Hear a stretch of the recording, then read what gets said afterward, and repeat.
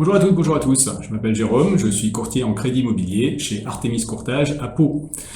Je suis accompagné de 3 collaborateurs. Nous souhaitons, au travers quelques vidéos, dont c'est la première aujourd'hui, revenir sur un certain nombre d'aspects du crédit immobilier afin de mieux les comprendre, mieux vous les expliquer, pour que vous ayez toutes les cartes en main pour votre futur projet.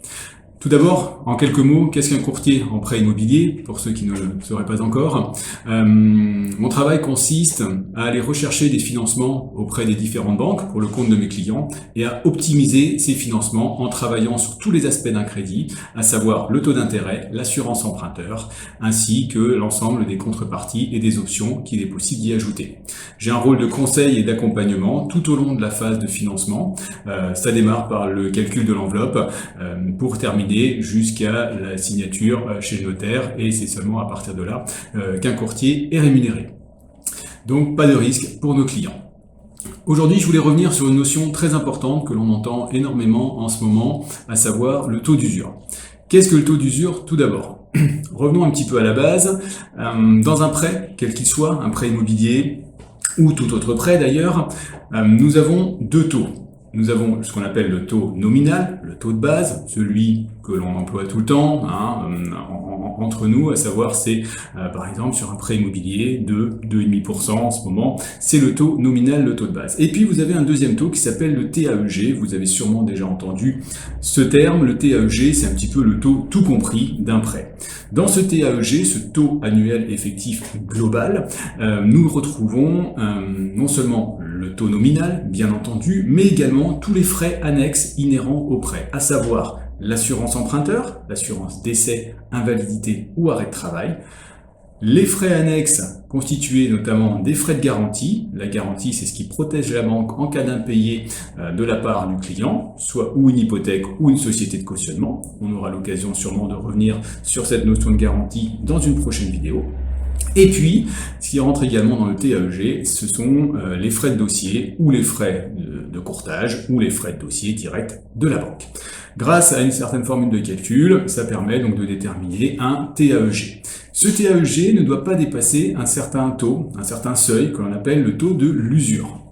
Le taux de l'usure est donné par la Banque de France tous les trimestres. Il est déterminé en fonction de la moyenne des TAEG que l'on a eu sur le trimestre dernier. Il est revu donc tous les 3 mois. Et qu'est-ce que le taux d'usure? Il s'agit donc du TAEG maximum au-delà duquel une banque n'a pas le droit de prêter. Ce TAEG existe depuis très longtemps. Il a pour vocation de protéger les consommateurs contre d'éventuels abus des banques.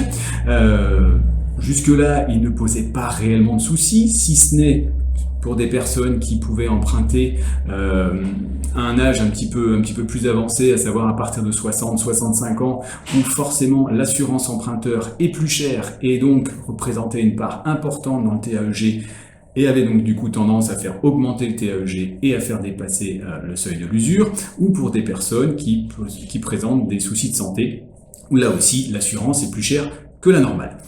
Mais jusque-là, effectivement, pas vraiment de souci avec le TAEG. Maintenant, en ce moment, on a un vrai problème puisque les taux d'intérêt augmentent très rapidement. C'est relativement inédit. Depuis le début de l'année, pour faire simple, nous avons à peu près doublé en termes de taux d'intérêt, voire plus, et l'augmentation se poursuit. Ce qui crée un problème, c'est que finalement, le taux d'usure étant revu tous les 3 mois et les taux d'intérêt, eux, augmentant très rapidement, tous les 15 jours, tous les mois, parfois même toutes les semaines, on se retrouve avec un décalage qui se crée, c'est-à-dire qu'en début de trimestre, nous avons un taux d'usure qui se retrouve ici et des taux moyens qui sont là, et puis petit à petit dans le trimestre, les taux augmentent et on se rapproche du taux d'usure, ce qui crée une différence assez faible entre le TAEG des différents financements et le taux d'usure, et on se retrouve avec des blocages. Donc vous l'avez compris, plus le trimestre avance, plus on peut avoir des soucis de TAEG. Bien entendu, il y a des solutions. Les différentes solutions sont les suivantes. C'est de travailler sur le taux d'intérêt, bien sûr. C'est la première des choses que l'on va essayer de faire, en mettant notamment en concurrence les différentes banques. C'est de travailler également sur la partie assurance emprunteur, en essayant de trouver l'assurance la mieux placée en termes de tarifs, tout en conservant de bonnes garanties, bien sûr. De travailler sur les frais annexes, les frais de garantie si possible, les frais de dossier éventuellement. Et puis, si toutes ces solutions malheureusement ne suffisent pas, la solution que l'on peut aborder à un certain moment, c'est d'attendre tout simplement le trimestre prochain et que le taux d'usure soit relevé. Est-ce que la signature de votre compromis le permet ou pas? Ça, c'est à discuter ensemble. C'est éventuellement à revenir vers le vendeur pour en rediscuter et essayer de décaler un petit peu si jamais on en a besoin afin d'attendre le trimestre prochain et de faire passer le dossier. Bon, vous l'avez compris, c'est une problématique assez technique que l'on arrive à résoudre quand même dans un certain nombre de cas, mais c'est très important d'en prendre conscience parce que ça peut bloquer clairement un projet immobilier.